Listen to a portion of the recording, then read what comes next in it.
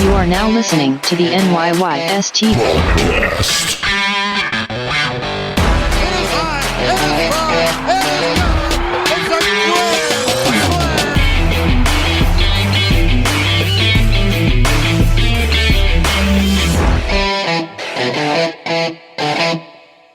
Welcome back. This is episode 206 of the NYYST podcast. I am your host, Christian. As always, joined by my co-host, Chris. Yo. And Stat Guy, Rye. What up? Chris, you were not here last week. Speculation was you were waiting for the arrival of E.T. I actually laughed when you said that. Did you find E.T. last week? I did. And I got to say, was it more like E.T. phone home, friendly creature, your buddy you drink beers with? Or was it more like signs like these motherfuckers are coming to get us type deal? it was more like signs for me. Really? It was more like signs because it was a rough week. It So was rough. It was rough down there. I had a rough week. And you know what? If I'm not 100%, if I can't bring 100% of myself to the show, I can't bring it down because you two are phenomenal together. Hey, at So- least you're honest about it, though, right? Like, that's good. So I had a rough week. Couldn't do it. Couldn't be there for it. So it was more like signs where I was about to die. Where you just needed some water. You I just needed some water. Talk about what I mean. M. Night Shyamalan is one of the most overrated directors, writers, whatever you want to call him. Oh, in the by history of far. the world. He might be the most overrated. I really liked Unbreakable and then Split, that ending of Split, but then he completely ruined it with that fucking Glass movie and trying to complete that Because trilogy he's there. been living off the Terrible. hype of The Sixth Sense forever, which, yeah, granted, great twist ending. Signs, awful. The Happening, which I just literally- can't. I feel like Noth- he's a fucking. I honestly feel like he's a fucking Mortal Kombat character with his name. Like I just think of Mortal Kombat when I hear his name. M. Night Did Shyamalan. anybody ever? Yeah, I mean, finish in the middle him. doesn't- did anybody see The Happening? Literally nothing happens. I think Zoe Deschanel and dude, Mark That's Wahlberg it's actually walk supposed, around for an hour. It's That- supposed to be an About the guy- ironic piece. It's nothing Yeah, happens in the The happening. guy laying on the ground when the tractor just rolls over him. That part was And then pretty the fun. credits rolled, and I'm like, "What the fuck did I just watch? Like, Jay what did he Happening? have? It's like, Jay what did- happening. What did he have on Mark Wahlberg that he got with Mark Wahlberg to do that piece of shit movie?" Before we lose And then any he- more listeners, can I just say something? We got to get this out of the way quick. Okay, it's got to be first thing. One of the reasons why I had a rough week is because I hate Apple Podcasts right now. We hit 200 ratings. Thank you very much to everyone who listens and left us a 5-star rating and review. Anyone who left us anything less than that, go F yourself. But thank you also. But please, here's what pisses me off about Apple Podcasts. They changed their algorithm about a year ago. We were always a Fucking 5. algorithms. We were always a 5-star show because it only shows 4.5 out of 5. But when you go on a desktop computer, we're actually 4.7 out of 5, and they used to round that up, which they should. Basic math.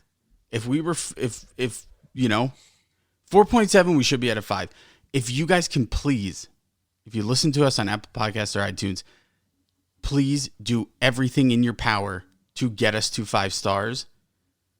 Please take a second. You don't have to leave a review. Just click the 5-star rating. Get us to 5. That would make me feel a million times better instantly because it bugs me.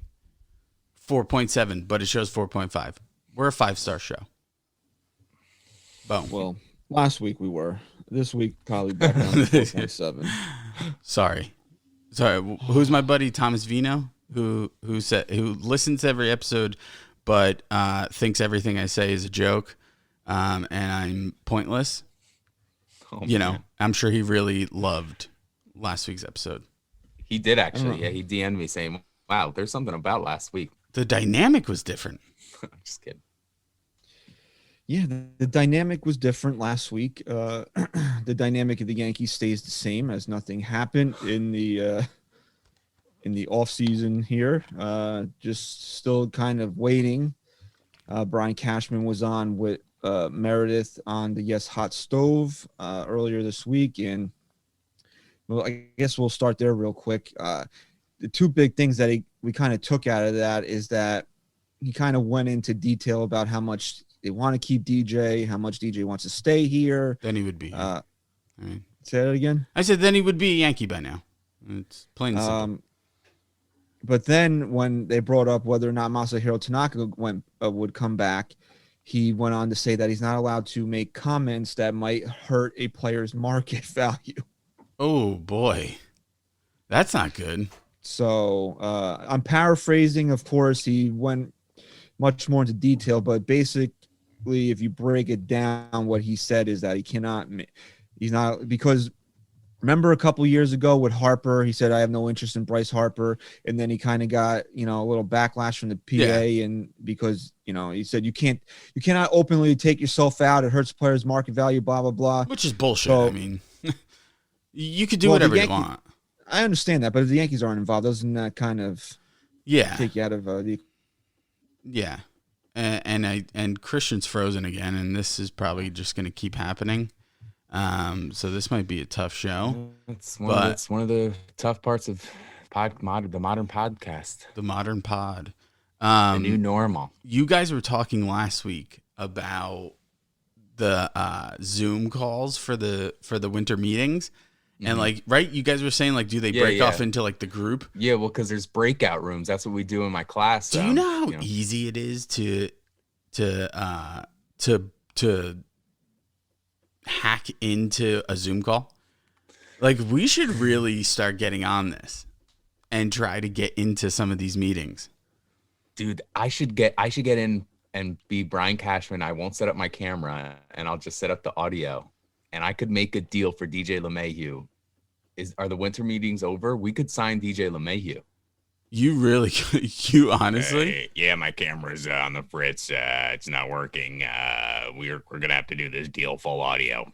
So Christian's unfrozen now, but we'll just fill you in real quick. We're just gonna have to keep. I know. Keep playing whatever. Back and forth today. We were just talking. Go back to your other Wi-Fi because this one's definitely worse.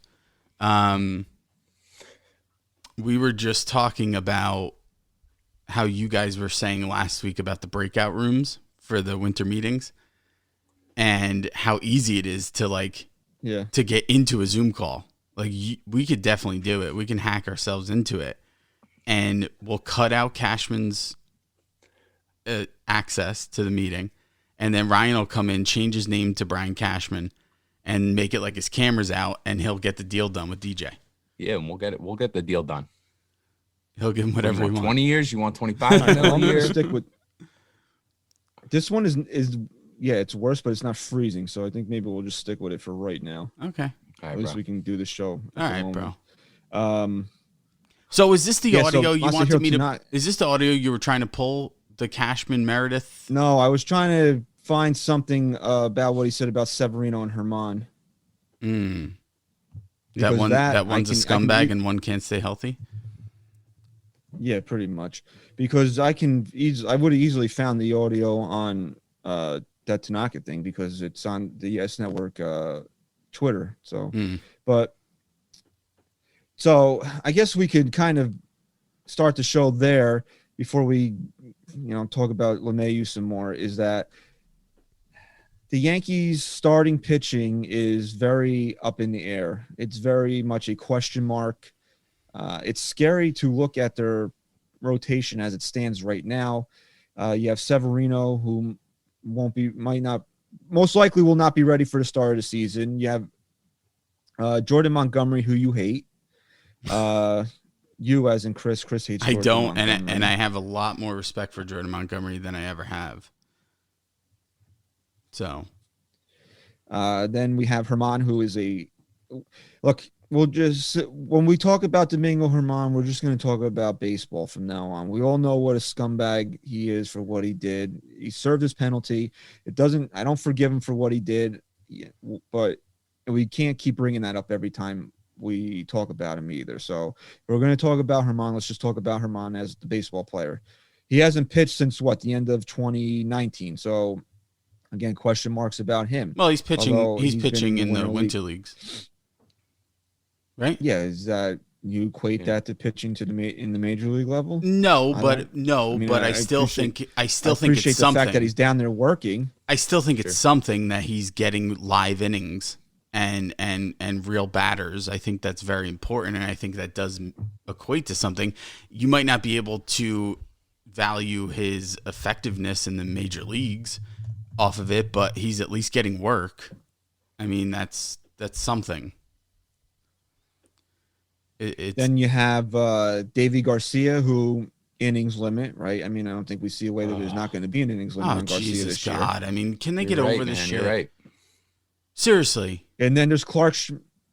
What? With the innings limit shit. Didn't Sevy have an innings limit when he came up?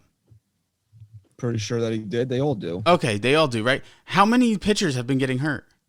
I mean, maybe we're babying their arms. I've said this in the past.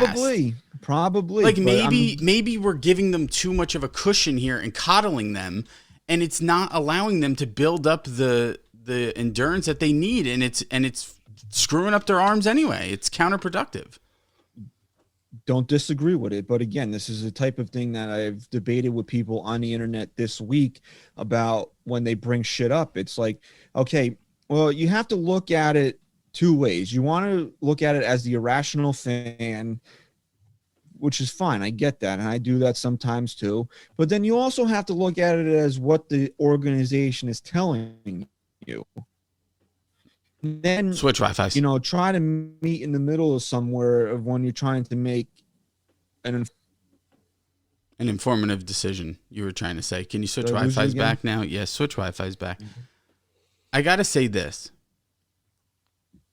if there's ever a year, if there's ever going to be a year where Yankee fans are truly, from start to finish, entitled to be irrational, the way this offseason is playing out, it's going to be this year.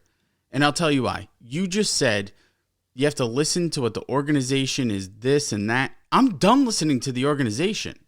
You haven't won me a World Series since 2009. Nothing you're doing is working right now. And you just said it yourself. I think you're frozen unless you're just not blinking. But I'll talk to Ryan here. But I mean, we're going into a season it's beyond a must-win season. And we're talking about question marks in the fucking rotation. And so I'm done listening to the organization that hasn't won a World Series since 2009. They can't keep their players healthy, and nothing's working. So I'm sorry, I'm going to be irrational this year. Davy Garcia having an innings limit when a guy who you've coddled his whole way up can't stay healthy for 2 seasons in a row, needs Tommy John. I'm sorry, I'm done listening to the organization. The only time I'm going to listen to the organization is when they fucking hoist up a World Series trophy. Yeah, but then you also can't be like, well, the Yankees can go do this, this, and this. Well, they're not going to, though. So what are we having a conversation about then? Do you want to sit there and just have a back and forth about being irrational fans, or do you actually want to discuss realistic options for this team? Which you kind of want to do both, but if you're going to look at with team that the Yankees are going to field in 2021, you can't look at it like you're getting drunk at Billy's before a game against the Mariners. Sounds good. I think we should break it down 2 ways. I think we should do it where we look at the realistic options, but I also think we should preface that with drawing a line here.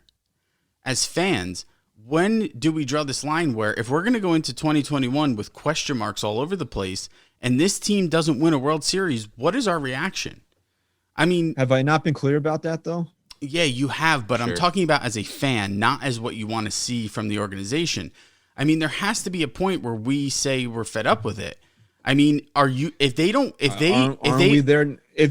we had a full season, I'd be there right now. Okay, but here's my point I'm trying to make. Okay, so let's throw away 2020 because of the shortened season. 2021, we are all in agreement. If it's a full season, they don't win the World Series. They go into the season with question marks. They don't really find an answer for any of them, and they lose and they don't win the World Series. What's your reaction? Is it just going to be, I'm mad, but let me grab my tickets for 2022? I mean, are you going to draw a line where if this team isn't going to put more effort and more money into winning a World Series? There's a huge difference in between what you're trying to get at and what you're actually saying. Well, how long are you going to allow them to pull this continue bullshit? to support the team? No. You're just not going to be a fan anymore? No. Support is different. I'm talking about spending your hard-earned money to go watch a team who has now, if they don't win this year and they leave question marks all over the place, has been truly complacent. Outside of getting Garrett Cole, which was a massive pickup, I'm not downplaying that. But where this team sits right now and where they ended in 2020, the fact that they're not going balls to the wall for 2021, if they don't win, you have to, as a someone who earns your money, who works hard and loves this team, has to sit back and say, well, you know what? Screw them then. For right now, I'll watch every single game, every second of every game in my home. I understand what you're saying, but what's the payroll? Did they pare the payroll down to $140 million?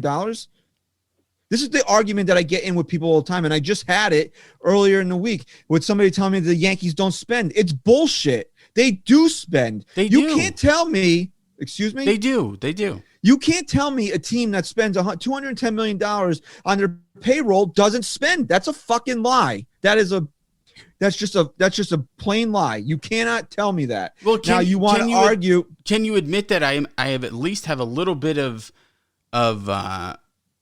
justification here of being angry because DJ LeMahieu still isn't a New York Yankee? I mean, that hasn't even happened yet. I understand that. But again, you want to have a conversation about how far past 210, what they should spend their money on. Those are two completely different things. But to sit there and tell me the Yankees don't spend money is horseshit. I never said they didn't. I'm not, but you're kind of getting to that point. I'm saying because they're very concerned. They're very concerned with their wallets right now. So I'm going to start to be concerned with mine. Brian Cashman came out in that same interview and said, regardless of what happens this year, the Yankees are still going to have the top payroll in Major League Baseball. So again, how are they not spending money? How are they not spending money? Because there's still money to be spent to field a championship caliber team. But Chris, if we have a $210 million payroll, and again, I'm playing both sides of the coin here because I feel like I have to. I'm in full agreement. I don't want to hear about the luxury tax this year. I want to win a World Series. But at the same time, for what they're spending on this team, okay. Where is the major flaw coming that they can't put a championship team on for what they're spending? You just hit it. You just hit it right on the head because I was just going to say that we need to start analyzing Brian Cashman a little harder because if they have a higher payroll than the Dodgers, that's insane because there's so many fucking question marks on this team. But the Dodgers, they have how many aces on that team? How many? How many ones and twos? Oh, what do you want to say? You want to say Bueller? You want to say Kershaw? I mean, who's after that? People. They still got some. Bueller and Kershaw. They still got guys. They kind of mixed and matched in it. They don't fall off like the Yankees do. Where literally after Garrett Cole right now, you have a lot of fucking question marks, especially when you're talking October baseball. You have nothing. Question mark. Right? Okay, so that's the first thing. The second thing is look at the players they have. Look at the Mookie Betts deal.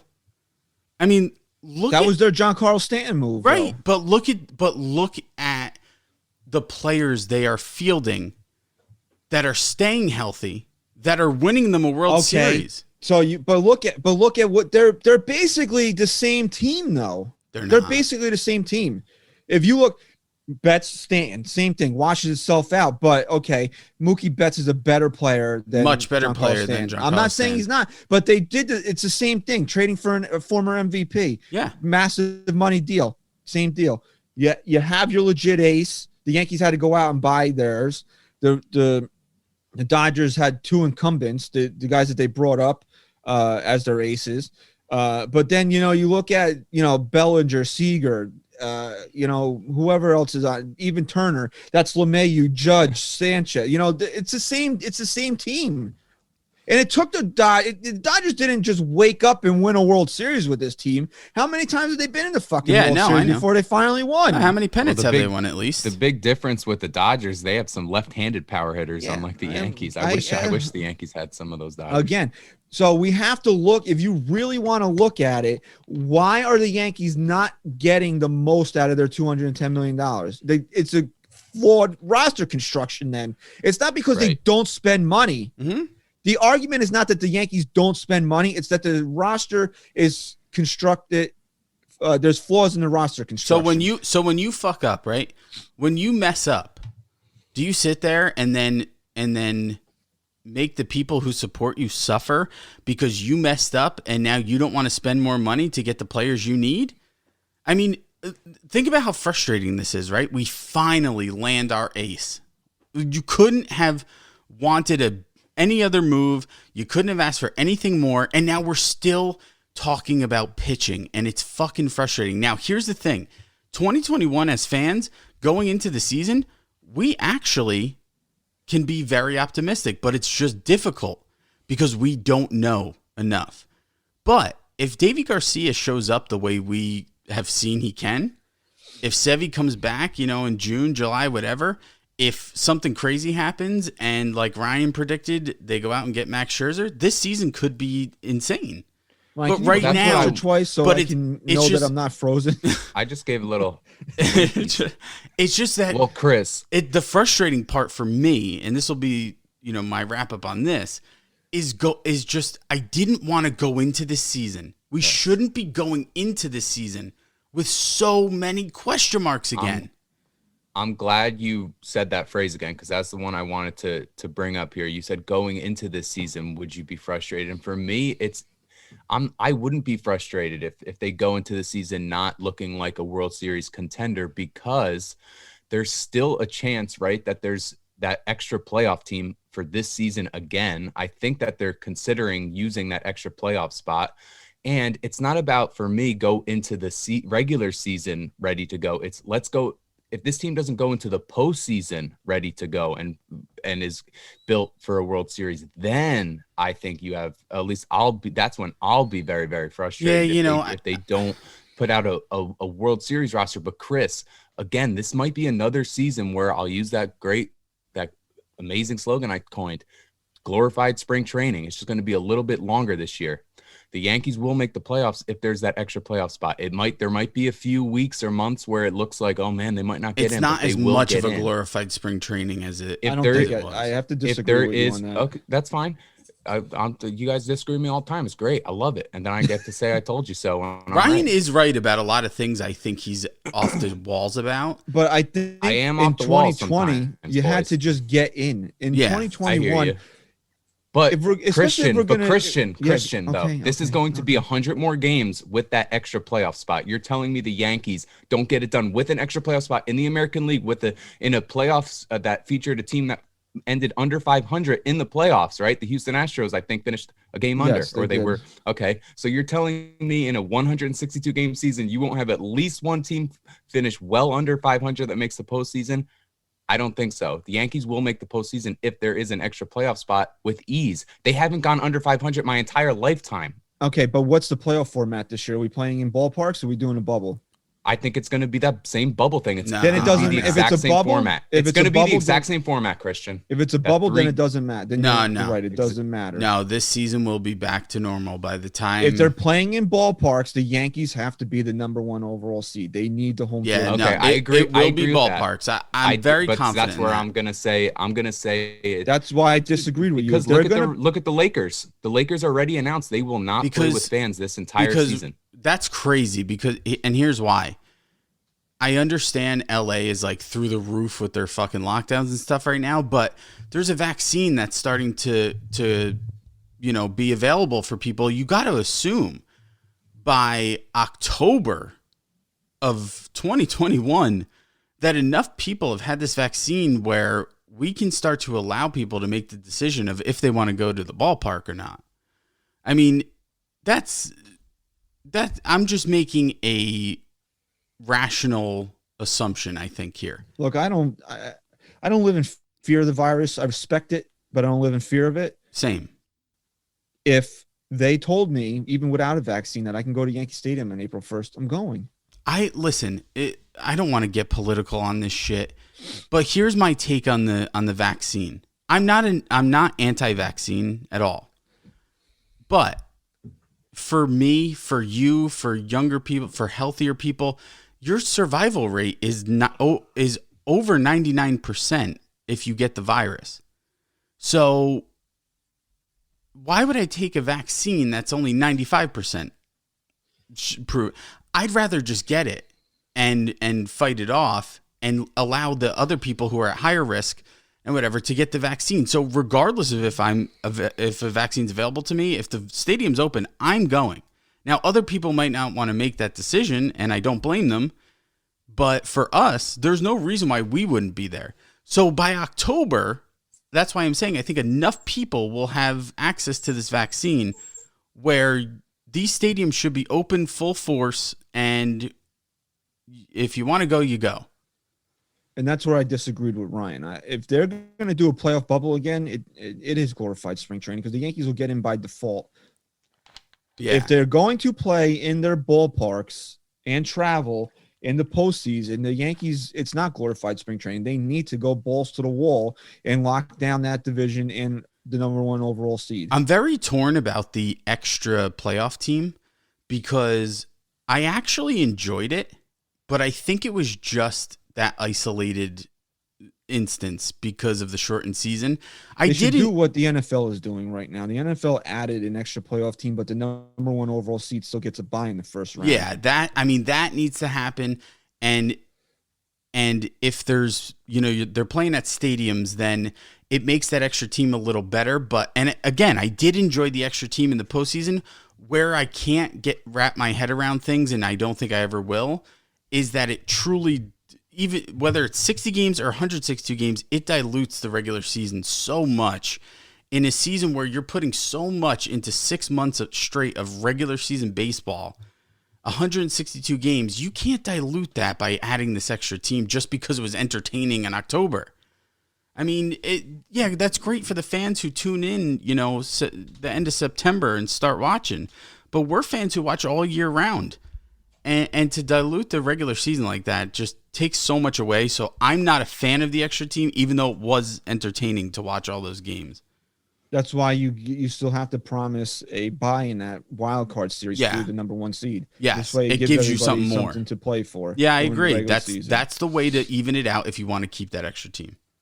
All right, so back on the pitching here, because I read I don't know where it was from. I saw somebody posted on Twitter that Brian Cashman went on to say that Luis Severino and Domingo Germán were at worst number 2 pitchers.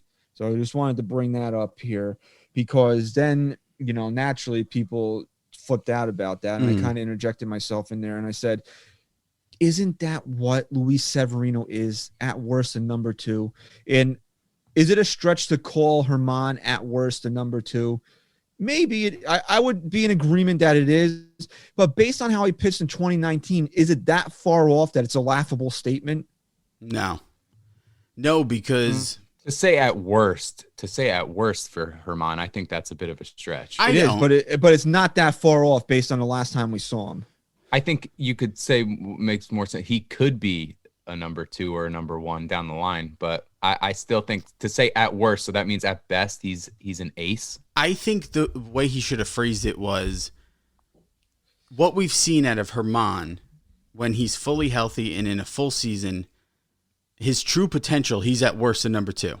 But that doesn't mean that now missing time. And remember, Germán was nothing special until he really started to get into the swing of things. He might come back and be nothing special again. We don't know. But if you want to focus on one thing, it's Severino. And you can make the argument that he's truly at worst, and it would be disappointing, a number 2, because he should be a 1B. Okay? Severino has the potential, if healthy and able to put things together, put everything together. We have seen him be considered, in a time where he's in a good stretch, the best, most dominant pitcher in baseball. It's true. Do you know how rock hard it would make every Yankee fan? I'm already hard just talking about it, so tell me. If Luis Severino comes back and pitches at the top of his fucking game behind Garrett Cole. Dude, and you know what? That's what I was just saying about how we really could be optimistic, but we just don't know. Mm-hmm. Because if that happens, forget it. This team's not going to be touched.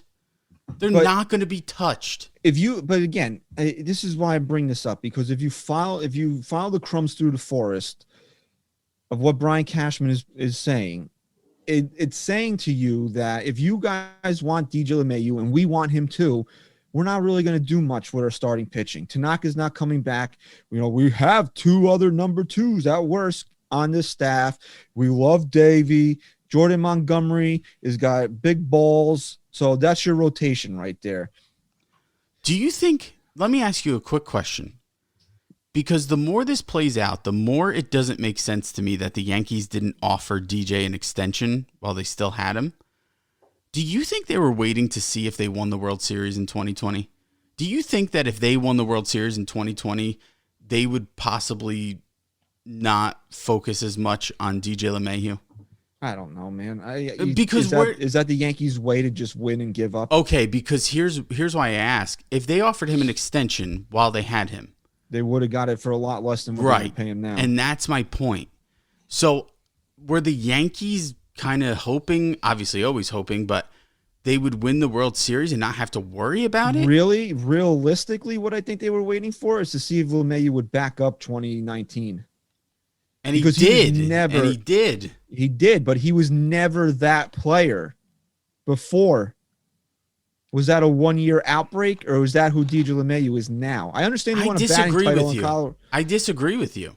I don't, because he's won Silver Slugger awards before. He's won the batting title before. A guy that good doesn't sign a 2-year, $24 million contract. So he was slotted at a certain level. He didn't even have a fucking position when he came here. Yeah, I guess you're right. And that wasn't his fault. That was just by design of what we had. I mean, the guy's a Gold Glove second baseman. I think Cashman saw him sitting there. It's not like they got him and they were like, "Where do we put this guy? We don't know where he's best." No, he's a fucking Gold Glove second baseman. I don't think the Yankees were really looking at DJ LeMahieu. Honestly, they could say whatever they want to say, but I don't really think they were seriously looking at DJ LeMahieu in that offseason. I think at the time he wasn't even in the starting lineup, right? On opening day? No, he wasn't. It was too low. So I think they saw where they were in the offseason, saw how much that they could have gotten him for at the type of player that he was, and said, hey, it makes too much sense not to do it. And then he had an MVP caliber season in 2019, but that's not who DJ LeMahieu was. And if they would have got the damn extension done in the offseason or in spring training, they probably could have got him for pennies on the dollar for what they're going to end up having to pay him or what he's going to get from another team. But they also probably wanted to see, is DJ LeMahieu going to be more of the Colorado player, or is he going to be a guy that we have to pay $20, $25 million a year to? Yeah, and we have our answer now. I mean, because what if they gave him the extension and he hit 270? Right, yeah, but again, how much less of a risk is that because you're getting it for much less? So to me, it just doesn't make sense when a guy has a year like he had in 2019 for this team, and he fits the mold in more ways than one. What's the logic behind not extending him there when you know? Because what's the worst that happens? He replicates that year. Now you have him for much cheaper. Yeah. I mean, really. I mean, well, that's not the worst that happens. That he replicates an MVP year. I'm being sarcastic. Well, I'm saying in terms of spending. What's the risk? In terms of spending, it's not good. What's the risk? Oh my God! Now they have to pay this guy. We signed this guy, and he's still he only batted .270, but he's still a Gold Glove caliber player, and he's shown us how great he can be. Your point, but I'm also trying to now we're in a much Yankees would, yeah, right, and it doesn't make sense. And it doesn't make sense. You're absolutely right. You are making sense, but their logic doesn't make sense because now we're in a much worse spot, having to pay him all this money when we could have just fucking had him. So we're in the middle of two different conversations right here. So let's finish up with the pitching right now before we get into LeMahieu. There was a report coming out of Pittsburgh by one of their beat writers that the Yankees had been in contact with the Pirates about two of their players, Josh Bell, a switch-hitting first baseman, and Jameson Taillon, I believe is how you say his name. Yeah, the former starting pitcher, the former number 2 overall pick in the Major League Baseball draft. I'm very intrigued by this, and at the same time, I want no part of it. Can you say it one more time? Jameson Taillon. What were the talks? Sorry, I'm just writing our show notes, and I got a little distracted. I don't know. It was a tweet that the guy said he didn't know how serious the talks were. The Yankees, but apparently the Yankees made a call on those two players. And did he have any? No, he had no return back. Okay. He said that he didn't know what the potential deal would look like or how serious the talks were, but the Yankees were made. And you know a lot about these guys? I know that Josh Bell had a down 2020, but again, how much are you going to take out of that? Isn't there a coach, Josh Bell? You thinking of Drake Bell, the kid with the guitar from? Heath Bell. I think. Who's the dude they almost? Who's the dude they almost hired as a manager? I think the Yankees were gonna interview him. Yeah. He was Bell, I think. Yeah, it was J Bell. J Bell. Boom. Yeah, he was their minor. Josh John.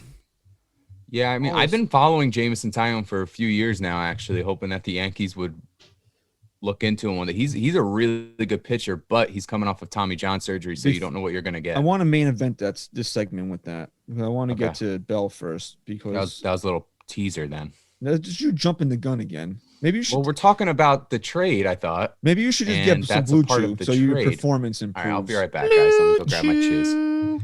All right. So Josh Bell is a switch hitting first baseman, which I like. He's a starting pitcher. The Yankees have no left-handed power.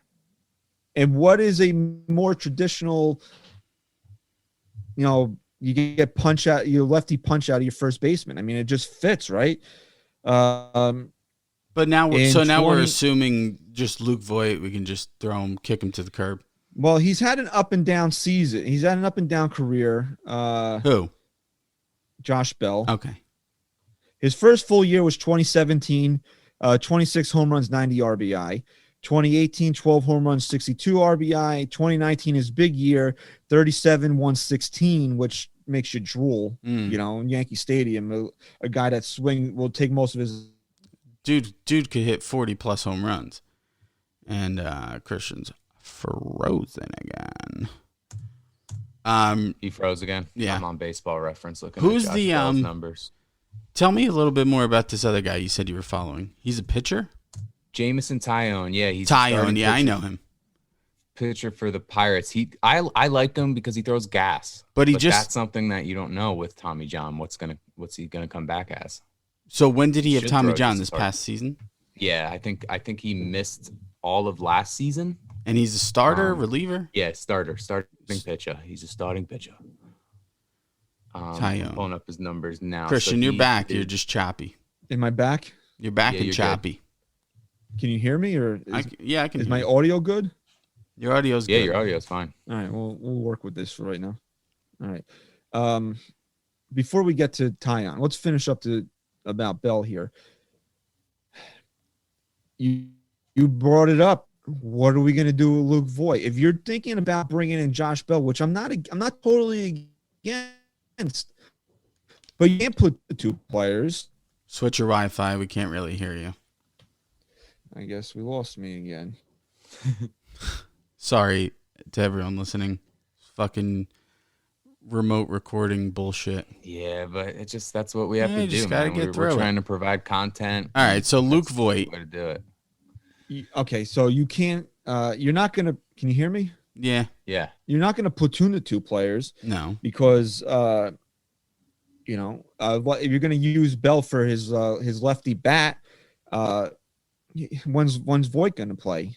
You're gonna face mostly right-handed pitching. So when is Luke Voit gonna play? I'm sorry. I'm angry about this conversation. When does Luke Voit get the respect he deserves of being our first baseman? Never. I mean, he's our first baseman. Not only was he a leader on and off the field, he fucking led major leagues in home runs, and we're talking about getting another guy in to hit more home runs. Did I not change my opinion on Luke Voit? Yeah, but why are we talking about options to replace him? I'm not talking about it. I'm just reacting. You're happy about it. You want it. I can tell. You're smiling. You never smile. Do you think that move is sort of a placeholder in case they don't sign? See, this is what I would think. If they don't sign LeMahieu, then the next day they make that deal or something similar. But neither one of those guys plays second base. Wait. Okay. Then they trade Luke Voit to the Indians for Francisco Lindor. That wouldn't get the deal That's done. never going to happen. Not straight up. It would be more than just Luke Voit for Lindor, Christian. Okay, But I'm saying you could package around Voit. They would make that. They would make a deal with Luke Voit. Voit can't headline a deal for Lindor. I'm not even necessarily saying that he's headlining, but I'm answering the question of you can't platoon Bell. You can't platoon a lefty first baseman with Luke Voit. It's got to be one or the other. If they get Bell here as a lefty, I'm so you're not against all these righties. If you get Bell here as a lefty first baseman with that kind of power, you're not platooning him with anyone. Right? Do you have his numbers up? Do you have his splits up? How he does against left-handed pitching? I'll pull up the splits. Because I mean that's important too. We know how much the Yankees love their analytics, and if they did get Bell here, maybe if he's a bad against left-handed pitchers, maybe that's what they're thinking. Maybe they're thinking a platoon. You know, Christian's frozen, so it's just a frozen episode. Yeah, we could just call it frozen. All right, I'm pulling up his splits here versus this is career numbers here versus right-handed pitching. He hits 271, 65 home runs, 239 career home runs. Wow, Chris. Versus lefty pitching, so he has 65 versus righties. What'd you say? You hold on. Go back to right-handed pitching because you said 65 home runs and then you said 237 home runs. I think you. No, sorry. 65 home runs, 239 runs batted in. And that's against right-handed pitching. Okay. Against left-handed pitching, 21 home runs, 70 runs batted in. It's in a much less. He has 1,600 plate appearances against righties, 550 against lefties. But if so, he's pretty even though. That's pretty good because that's half the amount of plate appearances. So you got to pretty much double. You got to pretty much double that. How many against right-handed pitching? Yeah, I mean his on base, it's 65 home runs versus 21 home runs. No, how many appearances for right-handed pitching? 1,641 plate appearances versus 550. No, he's phenomenal against lefties then.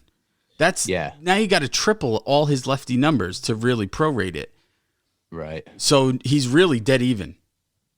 He's dead even. If not, he's more productive against left-handed pitching. His on base it falls a little bit, but I don't know. You know, if how many home runs against left-handed pitching again? Yeah, because you'd have to triple it, right? So yeah, you're right. It would end up against left-handed pitching. It was 21. 21 in how many at bats? 550. Yeah, so you're right. If you tripled it, it would balance out and be very, very similar. He would be at 61 home runs against lefties. So really, you prorate his numbers. He's just as good against lefties. Mm-hmm. So you wouldn't platoon him. Bell. You wouldn't platoon Bell. You get Bell. He's in every game. Right. Yeah, and I think it's a low cost acquisition too. Yeah, it's a low cost solution for something we don't need. Like if there's one area that I'm not even thinking about, it's first base. But is lefty power something you'd want? Yes. I know you guys really. Yeah, I'm still stuck in that. I like left-handers. Yeah, no, you have to. I really think that's what is the true missing piece to this team is that when you think of the history of the New York Yankees, it always features a left-handed power bat or some sort of lefty Hall of Famer. So you know who really screws up this whole Bell deal? It's not Luke Voit. It's Giancarlo Stanton.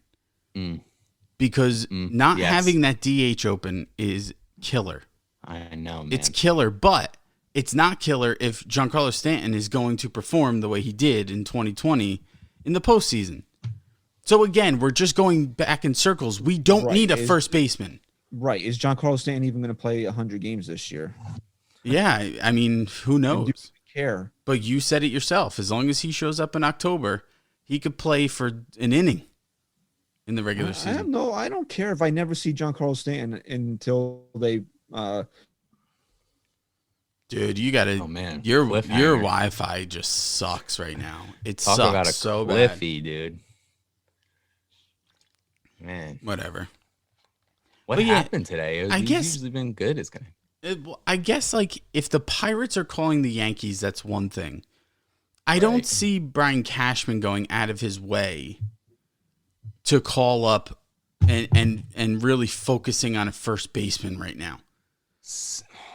Because it's just not what something makes me think differently of that is that it's because this kid Jameson Tyone is going to be a part of it. He has a lot of potential. He's got a career 3.67 earned run average, 8.2 WAR. So we'll throw in some analytics there. I mean, the guy can pitch when healthy. He stays on the field. How many seasons has he pitched? 3 full seasons. 2 really full seasons. Give me his ERA in the 2 full seasons. I'll give you his best seasons number in 2018. He went 14-10. This is for the Pittsburgh Pirates too. You gotta always keep in mind 14-10 with a 3.2 earned run average in 191 innings. He allowed 20 home runs. Give me his second full season. He throws 96. Give me his second full season. That was his best full season. This was the year prior. He went 8-7. In 25 starts, he posted a 4.44 earned run average. Still in good. Just 133 innings pitched. And what are you're not asking him to be an at worst number 2. You would get him to slot into that 3 or 4 spot of your rotation. We just talked about 2 guys. Just talked about 2 guys that are at worst number 2s. We don't need a number 2. No. Then you can't forget about Davy Garcia, who has shown to this point is at worst a 3 or 4. Right for right now in his career. He could have the potential of being a friggin' 2 or 1. Yes. Davy Garcia. We're talking about now that Christian's back and hopefully he stays with us here. We're talking about what's his name? Jameson Tyone. Like you own a Tyone. We were looking at his numbers. Christian's just gonna have to leave the show, I think. Yeah, we might have to just do it the bros today. The bro show. But you can't forget about Davy Garcia. You also can't. I wouldn't be opposed to giving one of Clark Schmidt or Michael King a shot at this rotation too. I mean, I don't know that you don't want to necessarily go into a World Series season with that, but again, like I don't want those guys starting in the postseason, but I don't know if I would mind them, starting the first month, maybe competing for that last spot if they don't add some of these starters. But if you get Tyone, you'd have Cole, Sevy, Herman, Montgomery, and Tyone, and Garcia in there too. So you'd have 6 guys that you could figure something out, and then they wouldn't have to get Tanaka back. Again, that's why we can be optimistic. It's just, should we be? And that's what's frustrating. The frustrating part is, should we be optimistic? And the fact that we even have to ask that question. It should be a no-brainer. It should be 100%. We should be through the roof with optimism going into 2021. Now, if they won in 2020, even though it would have felt a little diluted and a little off because of the shortened season and the different, postseason structure, if they won in 2020, maybe we're talking different here. Of course, you always want to win a World Series, and they're in this window still of being able to win one. But now it's just amplified going into 2021. Oh, yeah. Oh, dude, think about how they lost, too, because they lost to Houston. They lost to Tampa Bay, who then beat Houston. Yeah. And it's the 2 teams that you can't seem to get past were the teams featured in the postseason.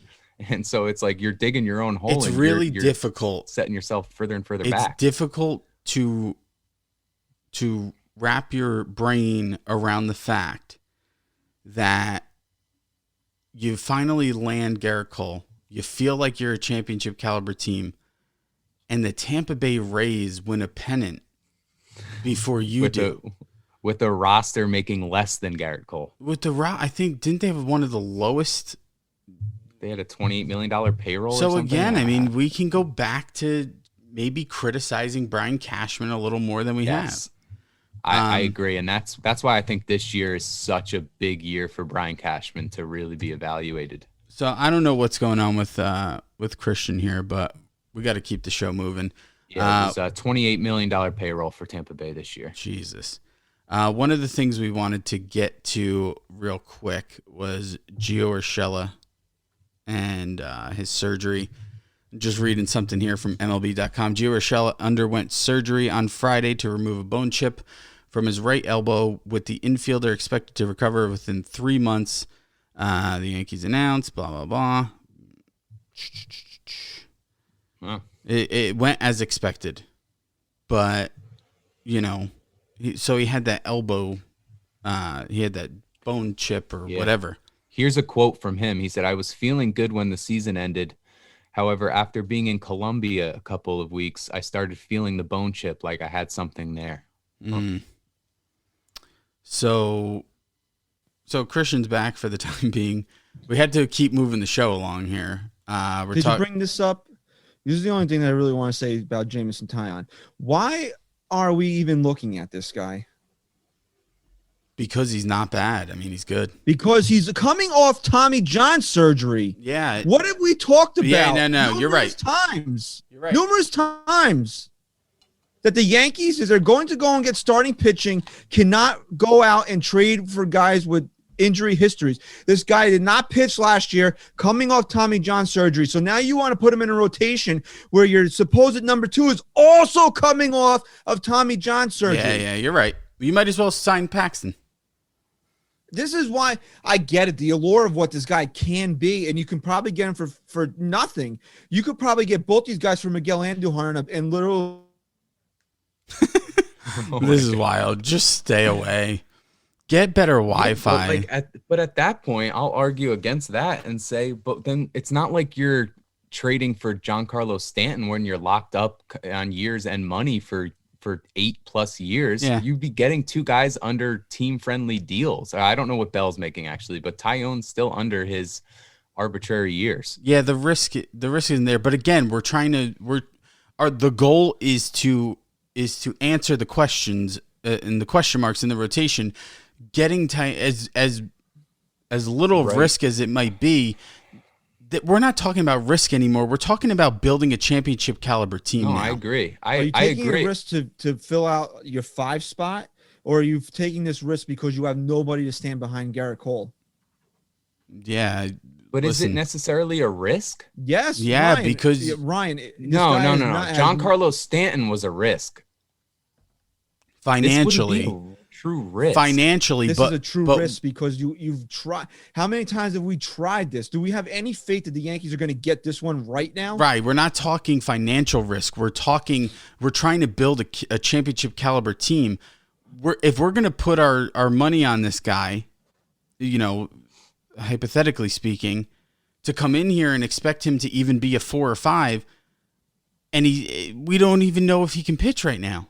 Not everyone comes back from Tommy John. Why are we wasting time? Why are we wasting time in anything? If I read it correctly, this is his second, I think. I think you're right. So we got to. But why is it a matter of wasting time? They could multitask. They could do different things at once. Because if you're getting Taillon or whatever, what else are they doing? What else are they going to do? It's fair, but now you guys are psychics. Now you're predicting things and you're creating a future. I'm just going based off of a past precedent. history. Yeah. Okay. Yeah.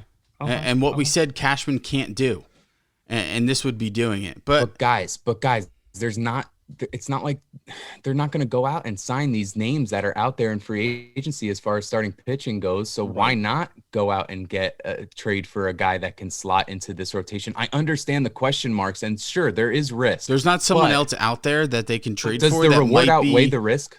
Listen, maybe, Chris, maybe. I would rather go out there and trade for a guy that is a number 4, never will be anything better, but can eat innings, 30 starts a year. Yes. Then make a trade for this guy that I have. That's fair. That could be a legit ace. Because Ryan, but he's not healthy. We just said, Ryan, they have enough number 2s right now. They have a number 3 possibly in Garcia. If I'm slotting in now my 4 and 5s, and I'm not going to go out and sign a big free agent, but I'm going to just make smaller that's a different moves. Story though. Then I'm going to need a guy who I know can eat innings. Yes, then I'd rather sign Tanaka at that point, but I'm not thinking in that line. I'm not saying, oh well, you go out and trade Taillon and Bell. That's it. We're done. Let's lock. Do you want to know why? Because you're speaking as a rational Yankee fan, knowing what the organization is going to do, And this is what, back to my point of when are we going to draw the line of being okay with that? Because everything you're saying is correct, right? Bell There is the move if they make it. That's the move. Yeah, exactly. And what Ryan is saying is for the Yankees, the way they have been operating, the way they operate when they can't go over the luxury tax, this move makes sense for them. So why wouldn't they do it? You're absolutely right. The point is, I don't think it's that just would not a be move it, that they should do.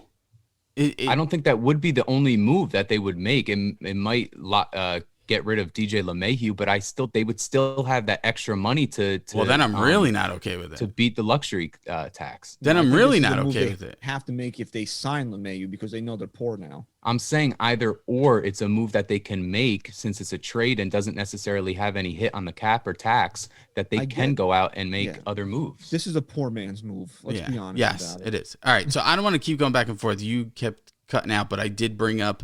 I know you wanted to get to Gio Urshela real quick. I brought up. I read the article on MLB.com. He underwent his surgery on Friday. Everything seemed to have gone well, but it says 3 months to recover. Which, here we go again. Why is this guy not getting surgery as soon as the season's over? What is wrong with his fucking medical staff? And I know I read that he didn't need it because he didn't experience any symptoms. He missed fucking time during the season for the same exact thing. Yep. You knew back in July or whenever, August. I don't even, my timeline's all fucked up because of. Who did this just happen with, Christian? It just didn't Judge. Severino? Oh, yeah, Severino, yeah. And Judge, too. I was thinking Judge, too, yeah. Well, Judge kind of lied about. Soon. Yeah, right. Lied about with the broken rib shit. But they knew after the ALCS in 2019 that Sevy was hurt, and they waited. But again, people want to bring up James Paxton. Backs are a little bit different, man. You never want to get your back cut, and I understand why. His back and his knee. His back and his knee. Yeah, but the thing that set him back. No pun intended. In last year was his back.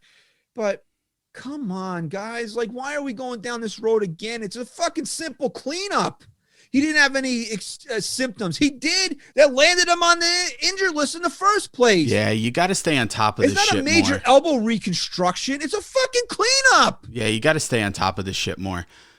When he's having issues during the season, if he's going to play through it, then the second the season's over, you have to stay on top of that every single day. And the second it starts to act up or anything, immediately, you should be going in there, checking if there's anything going on and getting it done immediately, whether you're feeling symptoms or not. He was not the same. I mean, outside of that big grand slam he hit in Cleveland. No, he fell apart after that. He wasn't the same hitter in the postseason. He disappeared against the Rays. He disappeared. A lot of guys did, but really, Gio disappearing really hurt them because having him at the bottom of the lineup the way he did, the way he performed against Cleveland, is what made this lineup so dynamic. Here's how this conversation goes. Gio, how you feeling? Oh, I'm good. I don't need surgery. Yeah, you do. Yeah, you do. So we're not waiting. Go to the doctor. Sniff this fucking chloroform X-ray, rag and get under the knife. We're not waiting because now look, now you're going to set him back. Is he going to be ready for opening day? Well, now that's my question because 3 months. Okay, so that's from last week. From last week, that's putting us into March. You know how the Yankees will say he'll be back, ready to go for opening day, which means 3 months after the season starts. You know, so. Yeah, I mean, now we're talking Brian's about... going to get his wish. One way or another, Tyler Wade's going to be the starter in the lineup on opening day. One way or another. Yeah, great. I try to defend this team on certain things, but then they keep doing the same dumb shit over and over again. It's getting really difficult. It seems like too like a total lack of communication between the players and the personnel of like truly identifying the severity of an injury, because this is another instance where the communication failed. It's like, I know you can't force these guys to get surgeries, right? But I mean, come on, you had something you were dealing with. Take care. Brian, I know, but I'm saying force them. But if you were on top of this. I know. I'm saying in terms of like legally, you know, but if you were on top of this and communicated in the right way and let this guy, you know, and truly understood what the severity of it. I mean, I don't think either one of you will ever get this reference, but I'm sure at least half of our listeners will. I am so fully fucking convinced that the Yankees team doctor is Dr. Nick Riviera. I'm so convinced of it. Is that the Simpsons guy? or something? Yeah. You brought this up. I'm so convinced of it. This is how these things go. Gio, how you feeling? I'm good. Okay. Then that's the end of it.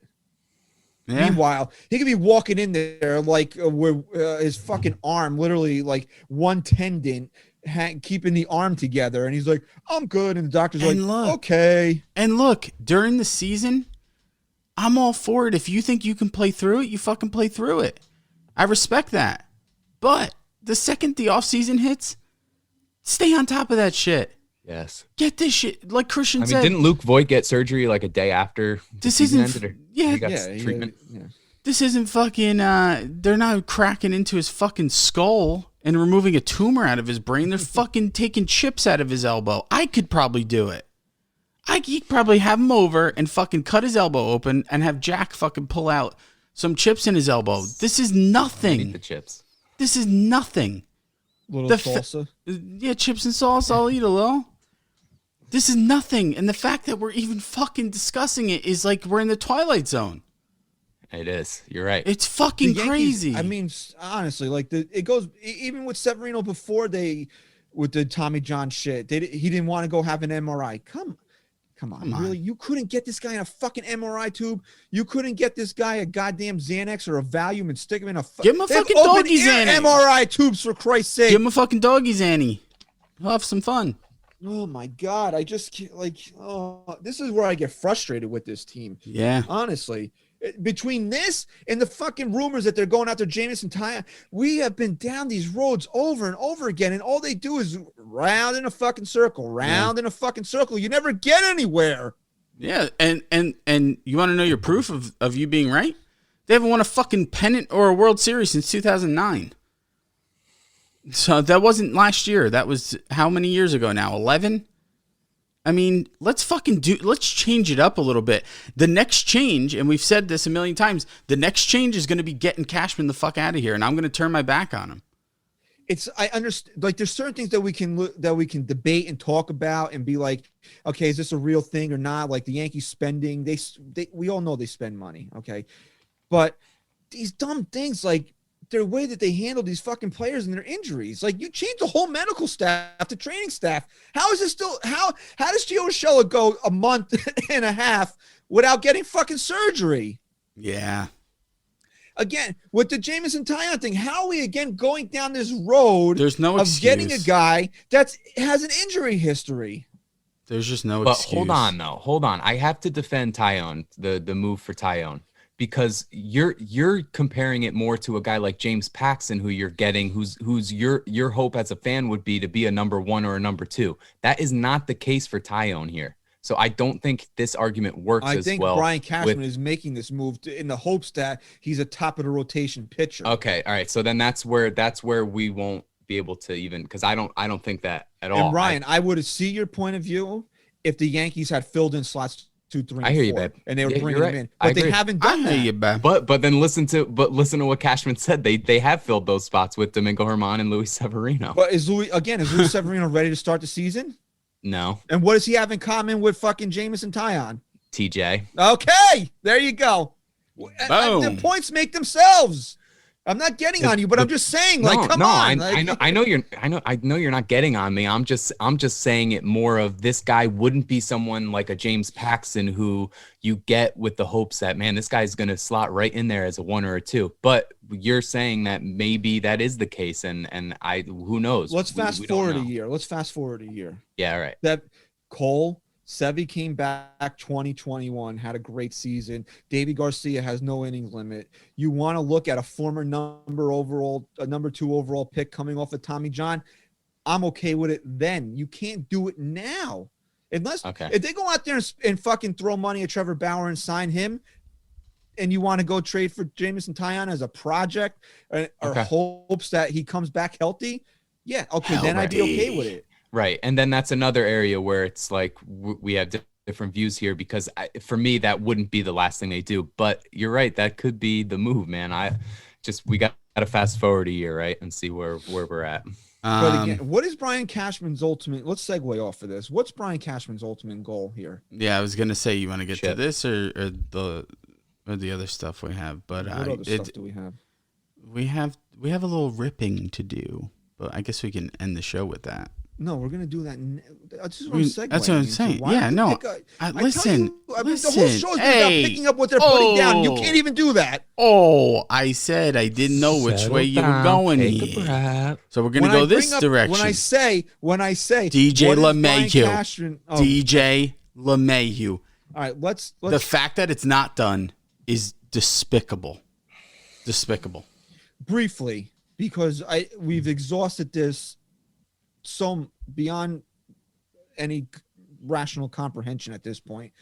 Briefly, before we get into the other thing that I was actually going to segue into, let's get this out of the way, and then we'll end the show with our usual Twitter shit. Because people say the Yankees cannot let DJ LeMahieu walk. They cannot let him walk. What does that mean? To me, for them to break his fucking kneecaps. To say that to let him walk, that means that they put an insulting contract in front of him that leaves him the option. The only option is to walk. So for you to say the Yankees, let's say DJ LeMahieu signs with another team.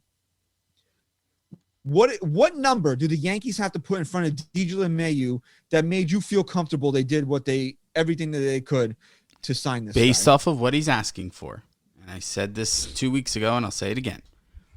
Based off of what he's asking for and how much of a steal I think it would be for the Yankees, I would be upset if they negotiated it even 1 cent and then he walked. If you tell me you offered him anything less than that, and that's the reason why he's gone, I'm not okay with it, because I think that what he's asking for is so beyond fair that this team should have fucking jumped all over it and laughed and went out and fucking went to a bar that was open and did shots and laughed about how they stole DJ LeMahieu. But instead we're talking about fucking pennies here on a guy they need to sign. I'm not saying that if Cashman's a very good business guy, if he feels he's in a spot where he can try to negotiate but still keep DJ around and know that ultimately if he offers him that, he'll be there, I'm not saying not to do that. What I'm saying is if I hear they offered a penny less and that's why DJ's not here. So your number is 5 for 100. 100%. Only because of how fair I think. If DJ came in at 125 or something, then I'd probably say 5 for 100 or 4 for 100.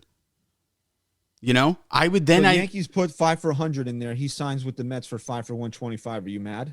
I'm not mad at that point. Nope. No, I'm not. So what's your number, Ryan?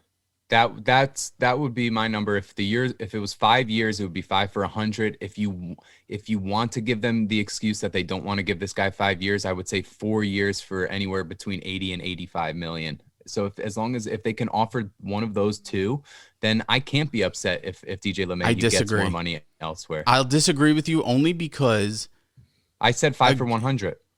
Yeah, but I'm saying I won't be okay with offering less and letting him walk. Because again, we're talking about $20 million a year at 500.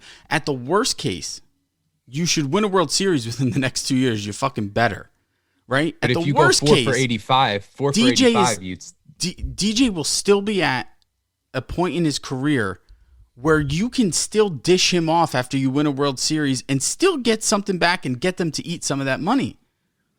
So the risk to me of signing that 5-year, $100 million deal at the 20 per year, I think the 20 per year is where you need to focus and not so much on the 5 years. No, I think it's the years over the money for him. No, I know. I know that. I'm saying they need to stop focusing on that 5. Take that out of their minds and look at what they're giving him per year because he's going to keep his value pretty high. You have to expect that now. I would be okay with the 4 for like 85 because you would give him more than that 20 million. So that's where as a fan, you'd be okay with it. Here's what I would do. I would kidnap his fucking wife and I would say you're not going to ever see her again unless you sign this fucking contract. I like that actually. No, I'm kidding. No, I would Could work, definitely do. though. I don't think he loves his wife. What if I Brian haven't really Cashman is seen a lot. No, they did. They took an anniversary Oh, picture a okay. couple weeks So ago. then it would definitely work. What if Brian Cashman's like secret Liam Neeson from Taken? I will find you.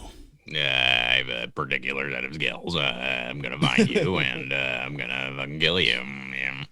All right, my number's always been 4 for 100. I say the Yankees should have offered this guy 4 for 100 a long time ago, Yeah. and just been done with it. I would have been. He wants 5. That seems to be what the sticking point is. The Yankees don't want to go to 5, which I think is it's so stupid. It's I just don't even have words to finish the sentence. But Oh, man. You're not I love able how to finish the sentence. He disconnects always at like the Because you best part of froze. a sentence. I'm glad he froze because I want to say something.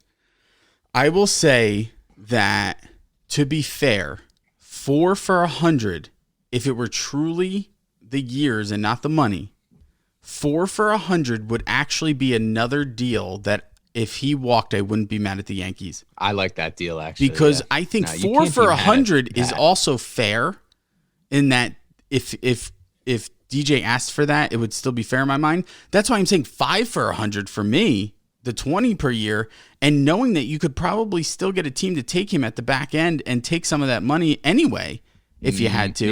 Maybe a 4-year, 5th-year option or something. well, here's my final answer. I've changed it. 4 for 90 with a 5th-year vesting option where he has to hit certain performance numbers in the 4th year. 4 for 90, you give him the $20 million in the back end. If he hits it in the 4th year, it's a 5 for 110 contract. Nah. What do you mean no? Nah. Sorry. No. Well, you know what? If I heard Sorry, 4 for DJ. 90 Sorry, DJ. You've proven enough to me. Here's all I need from you. I don't need you to hit any accolades to get more money or to get another year. I need you to win me a fucking World Series. I'm sorry. I'm not playing those games with DJ LeMahieu. You're giving him 4 for 90, which I don't is more care. than $20 million a year. I don't care. And if you give him very obtainable things that you would feel comfortable that he would still be a productive player in the 5th year, he gets a total value of 5 for 110. If he walks away from that, that's on him. That's not on the Yankees. I disagree. I disagree completely. And this is why I said 4 for 100 I'd be okay with, because they're saying to DJ, okay, you know what, DJ, we're going to give you the money. We're going to give you the full 100, but we just can't settle on that 5th year. Will you take? That's why you let him go out and earn the 5th year. Will you take the 4th year? 4th year with an option for a 5th, but at $100 million. Sorry, this is an inexcusable. So what do you? If you're giving him 4 for 100, then you got to give him. What are you giving him in the 5th year and the option year? That's where the Yankees don't want to go. Probably to 120, 125 with them. That's why you lowered it. You lower it in the 4 years. You give him the $20 million, 5 for 110. It's a team option. It's a team option, so it doesn't matter. It's a vesting option. Team option means the Yankees, regardless of what he does, they get to pick and choose whether they want him. You let him earn the 5th year based on what he does in the And 4th I'm saying year. you make it a team option. That takes less. That's worse for LeMahieu. Yeah, he Why won't he's take that. no? I'm saying if you're going to offer him the same amount of money with it, if you want to throw in a 5th year option because you're offering him $100 million, then it's got to be on the team's. But again, what are you going to pay? I don't. The Yankees are going to give him 5 for 120. Okay. So then you don't So sign that's him why for the 4 5th for year. 90 So then with you the don't 5th sign. year- So then you don't pick up his option for the 5th year. That's my point. If you're Well, giving him the full But 100, he wants the 5 years. He wants. he also wants so let him $100 bet on million. himself. Let him hold bet on a second. himself. Let me ask you a question. Let me ask you a fucking question. If he gets $100 million for 4 years, even if he doesn't sign with a team for a 5th year, he's still getting the same amount of money.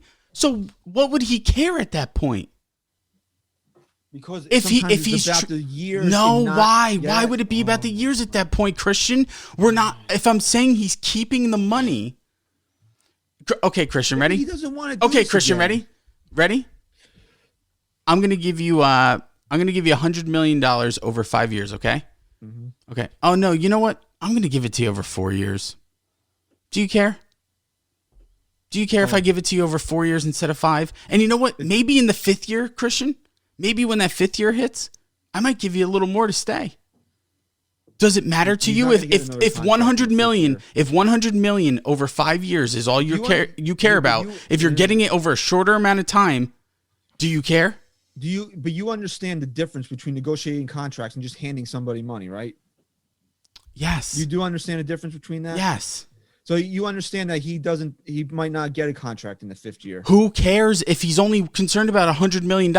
He's not only concerned about $100 million. Apparently the sticking point is the 5th year. That's the sticking point right now. Yes. Okay. This is just not it's not making sense to me. Who cares if he gets $100 million over 4 years and then gets a lesser contract somewhere else in the 5th year? He's getting that $100 million. 5 years in New York. And so if your point was, so you think after 5 years that's it? I'm just saying maybe that's what he's looking at, because all you keep hearing is not about the money. He wants the years. Okay, so if the Yankees offered him 5 for $80 million, would he take it? Again, hold on. Here's how I'll ask it. If Cashman came back and said, "All right, I'll give you 5 years, $80 million, or 4 years for $100 million," which one would he take? That's very interesting. Which one would he take? I don't know. I'm not DJ. Oh, no, you don't know? What would you take? You're also talking about what would you take? What would you take? What would you take? 4 for 100 or 5 for 80? So it's not just about the years. It's about that number. It becomes about the years if you lower that number. If they go 4, but again, it's a counterpoint here because he wants to sign a 5-year contract. That's what he wants to do. He wants to make $100 million, Christian. That's why you give him the deal that I just put in front of him. He makes 90, and then if he's still good, he doesn't want 90. He wants 100. Well, then bet on yourself. He wants. So now you're telling me he wants 5 for 100, but you're willing to give him less years and less money instead. I'm not. I'm telling him that if you perform, he doesn't want to. He doesn't want to have to do that. He's earned his place with you. All right, then go. Goodbye. Okay, then I don't agree with that. Goodbye. I don't agree with that. If the Yankees put 4 for 90 in front of him and then say, DJ, cut out, freeze. I think it makes it more entertaining. It's actually funny. Like, why are that's a good point. The Yankees are being so fucking petty over 1 year. I'm sorry. What's the difference? What's the fucking difference in 1 year? Again, what is the difference in 1 year?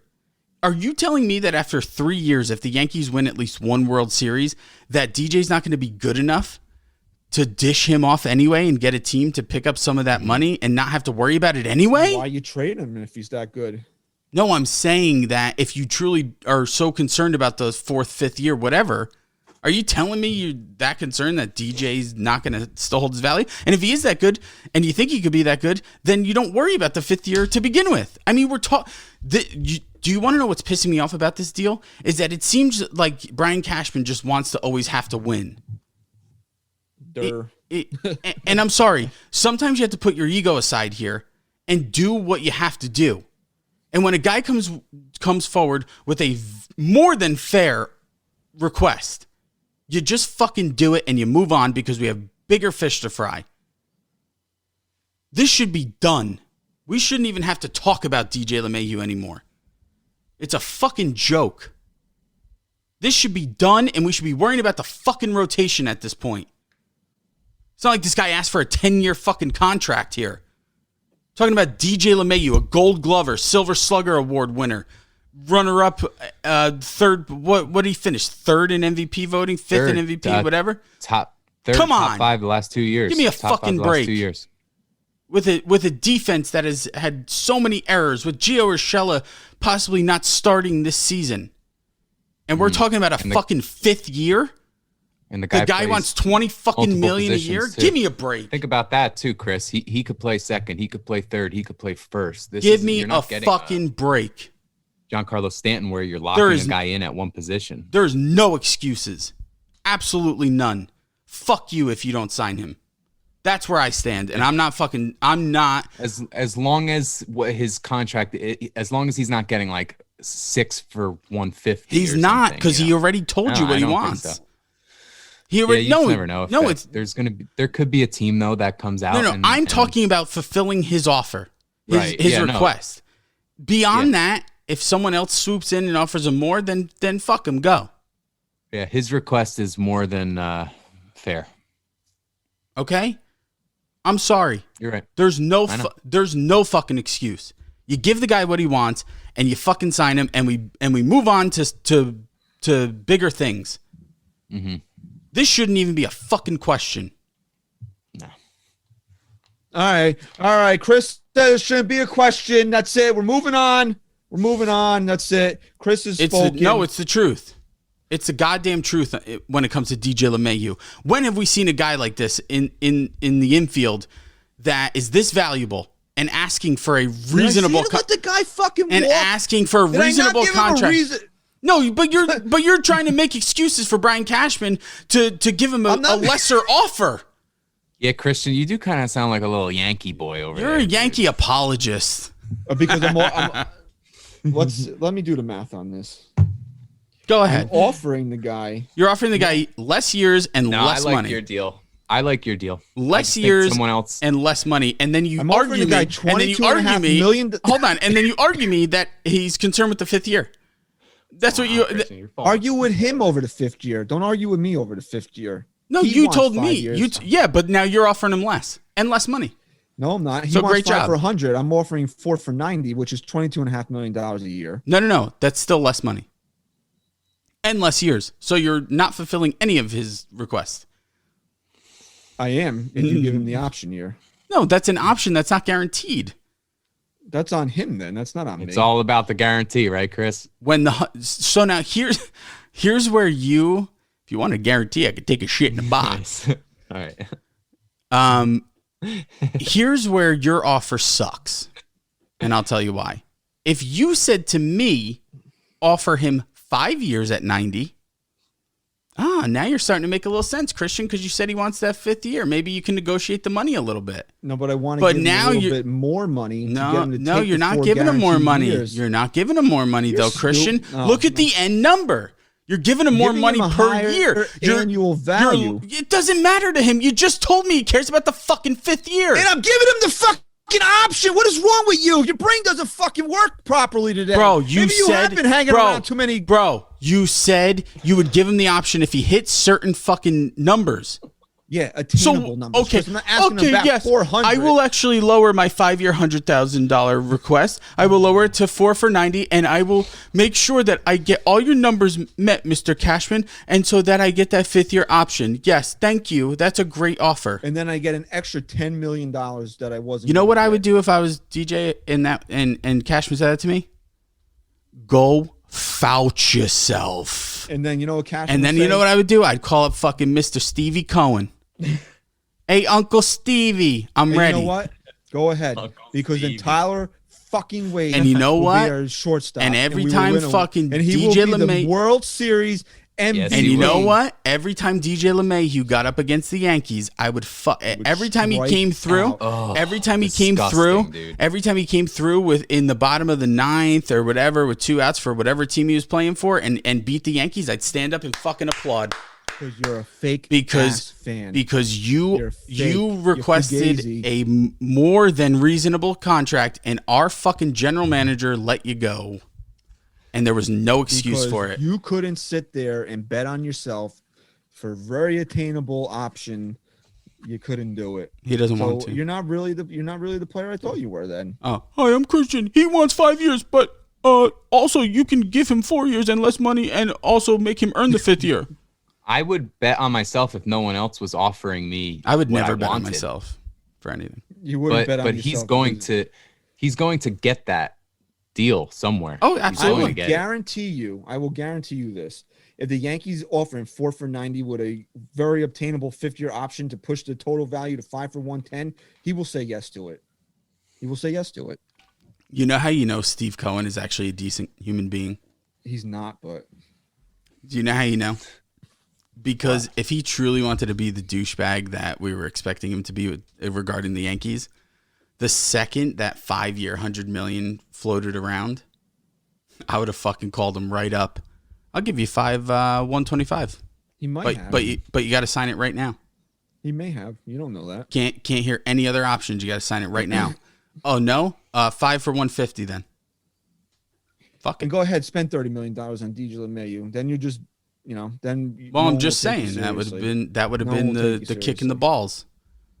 So are you trying to build a competitive baseball team, or are you just trying to fuck with the Yankees? No, I think we talked about this, and Cohen has to do a little bit of both. He's got to, you know how petty Mets fans are. They want to fuck over the Yankees as much as they And I can. guarantee you this: if DJ LeMahieu wants to be remembered as a great baseball player, he can't go to the Mets. He'll hit 265. You told me he doesn't care about anything except 5 years. I don't know. At that ballpark, he might fucking flourish. Dude. No, he won't. Yes, All he that would. openings, all those. I'm so openings happy out you there in froze Citi again. Field. It's so great when he freezes right when I don't want to hear what Yeah. he's going to say.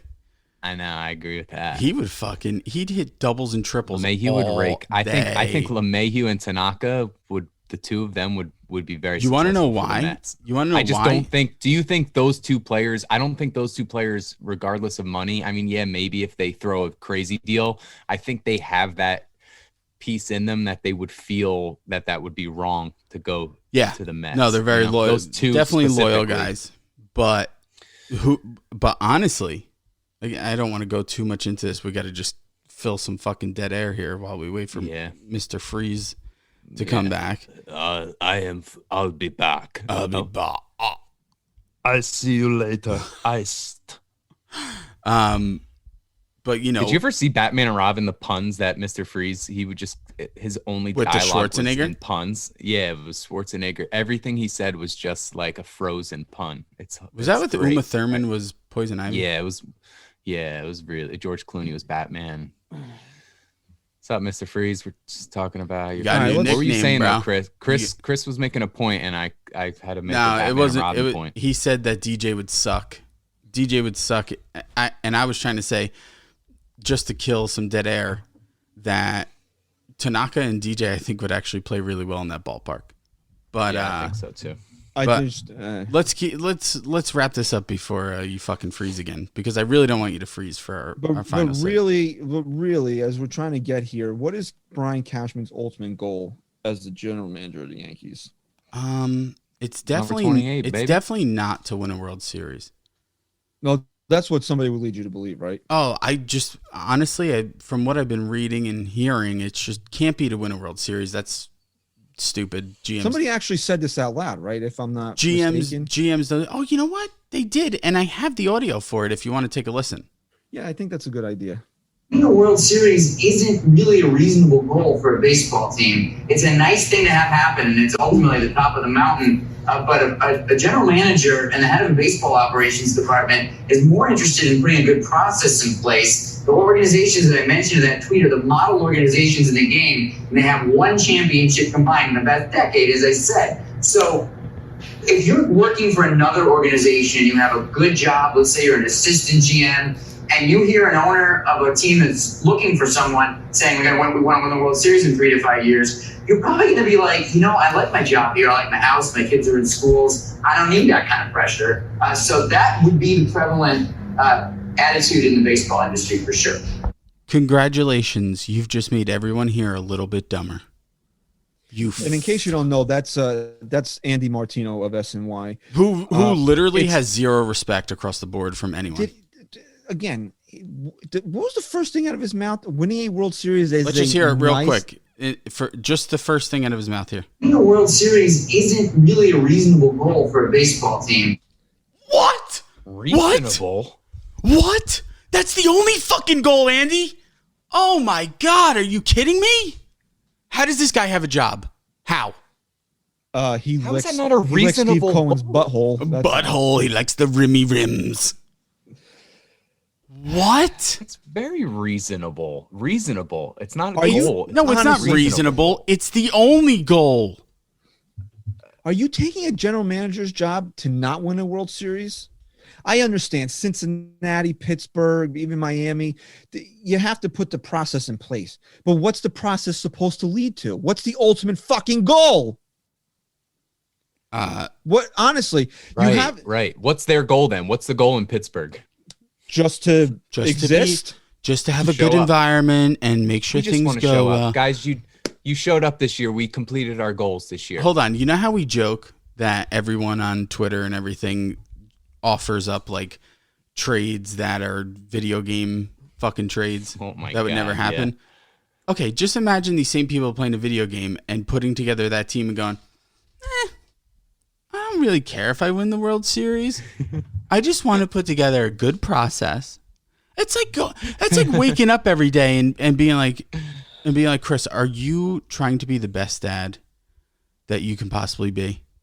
No, reasonable. I just want to make sure that the processes are in place for my kids, and they know how to spell table and they know how to eat with a knife and fork, and then I'll just whatever, as long as the processes are in place.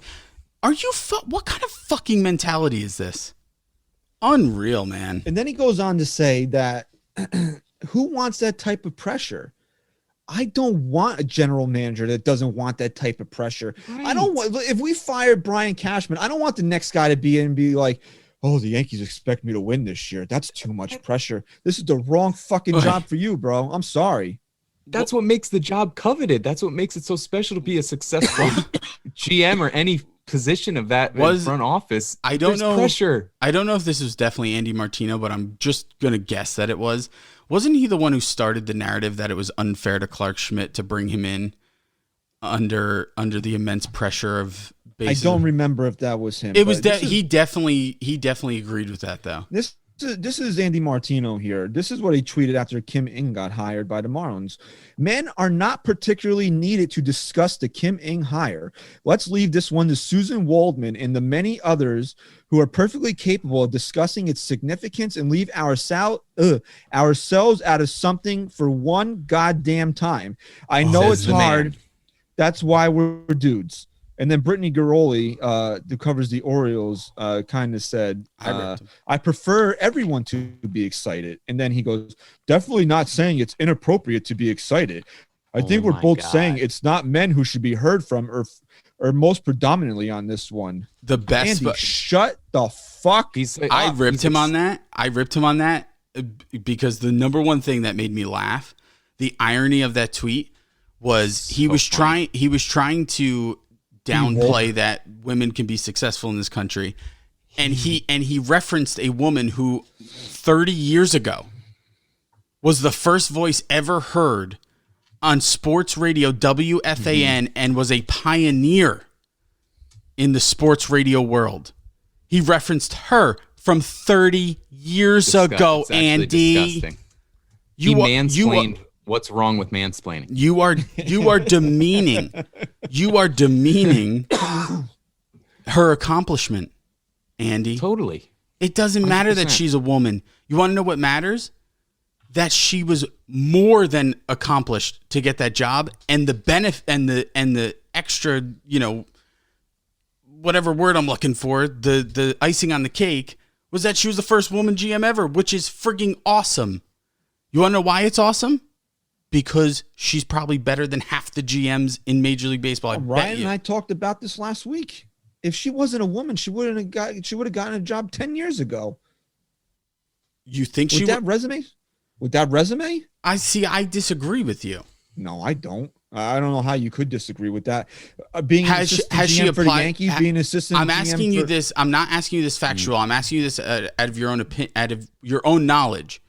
Has she applied for GM jobs? I have before? no. Okay, so then you can't say that. I'm just saying that's part of the problem with a lot of the things we speculate. Okay, yeah, if you told me she applied to 10 different GM openings over her career and she may have, and then I will sit here and tell you, yeah, you know what, that's messed up, and I'm glad she got her opportunity, but we don't know that. But I don't know if this is like going into ShopRite and applying to be a cashier where you fill out an application. You might have to get a call from somebody, be like, "Hey, we think Kim Ng is a good potential candidate. Let's call her up." Maybe she never got called. It might be different in 2008, after Bill Bavazzi was fired as Seattle's GM. She actually was one of 4 finalists to replace him. So didn't get the job back in 2008. That's in 2008. I mean, she's accomplished so much since then, for sure. If she was also interviewed in 2005 for the vacant Dodgers GM position. But Chris, just coming out of the Yankees front office should have been enough. Well, she knew honestly, if Brian Cashman wasn't Brian Cashman, I mean, she could have potentially been the Yankees GM. But But here's my point on her, and this is why I don't like saying that if she wasn't a woman, blah blah blah. Hold on. I think hold on. I just want to say this. I think it diminishes what she accomplished because she also made career choices that brought her to where she is now. She chose different jobs that only she was qualified for and flourished and brought her to where she is now. And I think that's what we should need to be focusing on, and not the fact of she's a woman and this and that. We don't know that for sure. Right. So yeah, just to add to that point, right? So she interviewed in 2008 and all the way back in 2005. That's 10 or 15 years ago, right? But then in 2011, she announced that she was leaving the Dodgers to take on the position of senior vice president of baseball operations for Major League Baseball. Come on. Where she worked under Joe Torre. So yeah, so from 2011 until, so let's say from 2011 until now, how many GM opportunities were there? And was she even considering those opportunities or with was the she position even that she had? Considered? How many, let me ask you this. How many men accomplished what she did in that amount of time? Not many. Well, there's only 30 GMs in Major League Baseball, so this is why we should put aside the fact that she's a woman and got the job is what makes it even more special, right? Because she's the first, and now she's going to be considered a pioneer in that. But let's not diminish just because she's a woman what she could or couldn't accomplish. I'm not diminishing it. She built that resume up until now, and now she's the most accomplished GM out there. Very Andy Pettitte is a starter. Okay. Until she signs an Andy Pettitte. Okay. So you took the focus off of Andy Martino, who is just the dumbest person in the world. Dumbest person, honestly, out there, dude. You know how you know he's dumb. You usually Martino. Here's where Martino. There's so many people out there that you can say like he's a fucking moron, but then half the people that you look at on Twitter, like Michael K, half the people love him, half the people hate him. So you're like, am I right that he's a moron, or am I right that he's good? Andy Martino across the board, literally across the board. You say anything bad about Andy Martino, you will get not one tweet back to you that is defending him.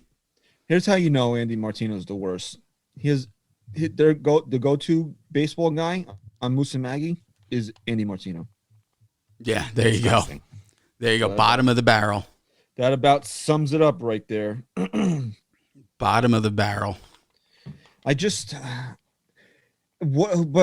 is he trying to accomplish? Is he trying to soften the blow for Met fans when they don't win the World Series in the next 5 years? Is that his point and all that?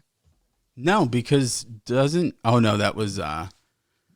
was the other one, Marchand. I thought I was going to say Martino doesn't respect Steve Cohen, but that was Marchand. Can't call him Mr. Cohen. All right. So let's close out the show here with our usual Twitter bullshit. We'll start with our boy Ryan at Stadium Status. Fellas, heard on WFAN about Bumgarner. What do you guys think? I think I'm just going to respond to this. I absolutely not touching him. Nope. That's where it's, you can say that risk isn't worth it because you'd be getting a 3 or 4 starter. I would rather he would still profile as a 2, but you're paying him way too much money. I would rather call up Shinho Park, very bad, and Keiagawa, and have them platoon as the 5th starter. Did you see this? This came back around this week because it was like an anniversary. Shinho Park, he had a terrible outing. That's why I brought it up. And they asked him why he stunk, and it's because he came out and told people because he had Tyler Wade disease. I thought you were gonna say he had the old poopy butt. I thought you were gonna say he hurt his wrist when he gave me that awesome autograph 5 years ago. He goes on to say, I wouldn't touch Bumgarner. I think he's washed. You know how you know we're at the end of the show. I had a lot of diarrhea. You know how you know we're at the end of the show when every 5 seconds Christian has to clear his throat. He says Tanaka to maybe 3-year deal, a tough decision, but might go with Bumgarner. I think if the Yankees are in that boat, I think it's Tanaka all the way. Although I think either one of them is not happening at this point. And he goes on to close it out by saying Gloria says absolutely nothing. Can I make a prediction? Sure. Despite what Cashman said about Tanaka and the market, I do think Masahiro Tanaka will be a Yankee in 2021. Depends on how bad the market is for him. I really believe it, and I don't think that's true because the market's not going to be bad on him. So for me to say that I think he's going to be a Yankee, I don't think it's going to depend on anything. But the Yankees shake out the couch cushions and find an extra $10 million laying around. I do. I think Masahiro Tanaka will be a Yankee next year. DJ LeMahieu, which of these pitchers do you think the Yankees are most likely to get? You, Darvish? Didn't we talk about this before? No. Kyle Hendricks? No. Possibility, but no. Or Jamison Tyon, which we discussed at length already, and that just screams Brian Cashman move, and that's why I hate it. I wouldn't mind Hendricks, to be honest. I don't know if I like don't again, see we're not him making a profiling major well on the Yankees. Yeah, but we're not making a major move here. But yeah, agreed. Has the guy been healthy? Can the guy pitch innings? He pitches. I mean, that's all we're caring about. If we're not going to spend the money on a top of the rotation guy, Kyle Hendricks profiles as a top of the rotation guy, at least in number 2. I mean, he's got a career 3.12 ERA. Tell me how many innings versus how many seasons as a starter? Since his first full year, he's gone 180, 190, 17 he was hurt, 139, 199, 177. Yeah. And then last year he made 12 starts, which is a full season for the shortened season. Yeah, I don't think it'll happen, but he would be the guy I would want. And Taiwan, I can't say his name. What is it? Taiwan? Hold on. Taiwan? Tyon. I think Tyon is the most realistic. So Hendricks would be my choice out of those. Tyon would be the most realistic, I think. Right, realistic because I think Hendricks, if you're talking and if you're putting these players in a vacuum and just looking at the talent, Hendricks would be the guy. But 4 years, $55.5 million, so he's making 11, right, or however much a year. Yeah, for a guy that profiles is what he does. Yeah, he's making like 13 a year. That's a good deal, but Tyon is just a Cashman move, and it's just all right. So let's all the way 08 just wants to say he's all about the Martino bashing. Can't wait to hear it. If you did a whole show on that, I'd be happy. We could. And then RB Beltran, he says, I love a shout out. You asked for one last week. Let's not be greedy, guys. Come on now. But we'll shout out RB, and we'll answer your question quickly. If the Yankees don't re-sign DJ, would you move Glaber back to second, and who would you want at shortstop? Tyler Wade, let's go. Listen, if I'll make this short and sweet. If DJ's not coming back, you 100% have to move Glaber back to second, and you have to fill the void at short. I don't care who it is. It can't be Tyler Wade. You got to go out and get someone. Nah. Yeah, whether it be Lindor, whether it be Didi. I mean, I don't know. You go a 1-year stopgap. Yeah, maybe for all those stud free agents next year. Maybe. Oh, but my biggest concern at that point is moving Glaber back to second and not moving him ever again. Yeah, and Tyler Wade, shortstop. Let's go. The next Derek Jeter. Number 2. Tyler Wade as finally as Jeter. Number 14. 2. And pitching for the Yankees, number 42, Mariano Rivera. Number 42.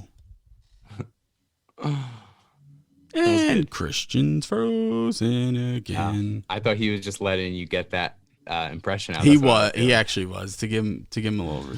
Should I really? You know what would really piss him off? If I closed out the show. Thank you for listening to episode 206. Honestly, dude, I wouldn't mind Kyle Hendricks. I like Kyle Hendricks. I kind of like really this. Isn't too much money. What's 55 divided by 4? So that's like what, 13? It's like 12 and a half. 55.5 divided by 4. It's like 11 13.8. No, 13. Okay. Like 13.8. Okay, lost stupid brain right now. You do that move. That's not terrible. You want me to close out? I don't think they do. You want me to close out the show like Christian before he comes back? Yeah. Thank you for listening to episode 206. Follow us on Twitter, blah, blah, blah, blah, blah. Thank you for listening to episode 206. Also do this. Thank you for listening to episode 206. All right, we back? Yeah, dude. We were honestly. Let's just close up the show. Yeah, we were just talking about how great you are. I seriously doubt that. Anyway, so we thank everybody for sticking with episode 206. Massive technical difficulties. I'll find out what you fucking said on Monday, you scumbag. You can tell by how hard you're laughing. We did it. Come on, before you freeze. All right, so we apologize for that, but definitely, we thank you for your support and sticking with the show. Follow us on Twitter at NYY Sports Talk. Stat Guy Rye. Go Yanks. Chris, go fuck yourself. Say goodbye.